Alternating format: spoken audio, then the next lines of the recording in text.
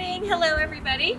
My name's Amelia Whippy Pryor, and I'm here today to talk about some gardening activities. My name is Becky Whippy, and I'm Amelia's mother, and we're here to help each other with this project.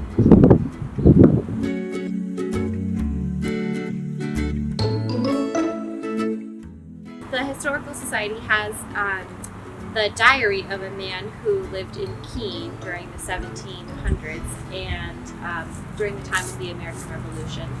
And his name was Abner Sanger, and he lived in Keene town, he called it, with his mother and his older spinster sister. And he was a day laborer, so he went to different folks in town and did odd jobs for them.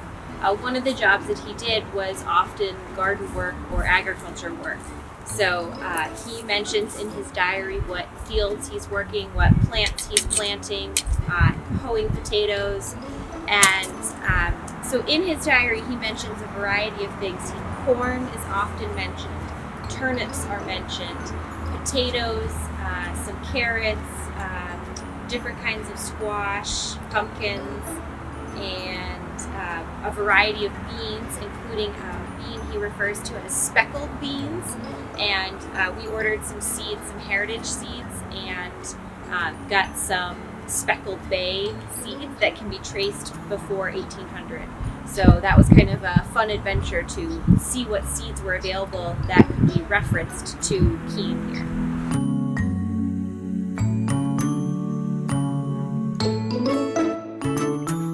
One of the things Abner Sanger mentions planting and working with probably the most are potatoes. So he's always working with potatoes.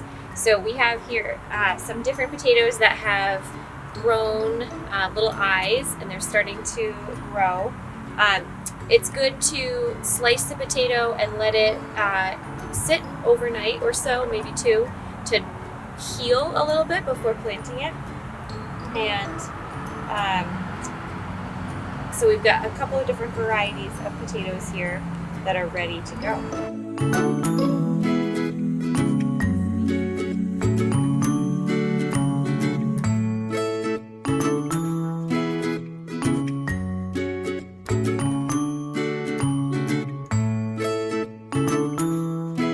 We're also planting some Abenaki flint corn.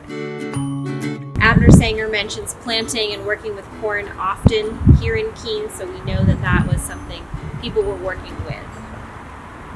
Okay, so to plant corn, I've prepared the soil in a way where I have created a block of corn to be planted, not a row, but a section where the corn can be close together, and at pollination time, the pollen from one corn can fall upon the ear. So the male part of the flower is the tassel at the top.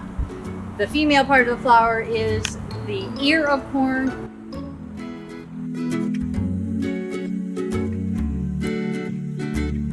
We also have some speckled beans, and we're going to plant them nearby.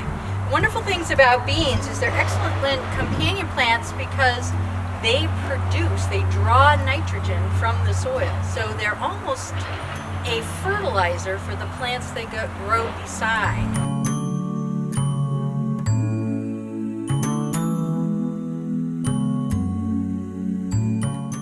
Officially, when you plant seeds, no greater than 2 times the diameter of the seed is the rule.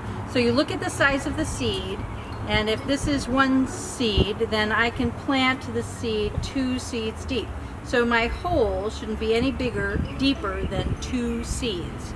So if I put it here, or less, if I put it here, then cover it up, press it down, I'm going to place these 5 beans around the pole, and we will hope for scarlet runner bean success. Going right up that pole. I'm also firming the soil down on top of the seeds. It's important for the germination of seeds to come in contact with moisture, so the seeds absorb the moisture as best they can, which would create the seed coat to split and then for it to germinate. And inside that seed is everything it needs to reach the surface of the soil, as long as it's not too deep. The next thing I'm going to plant is some red cabbage, and that's another thing that was mentioned being grown here in Keene. And cabbage is really nutritious and is a great thing that you can use in a lot of different ways.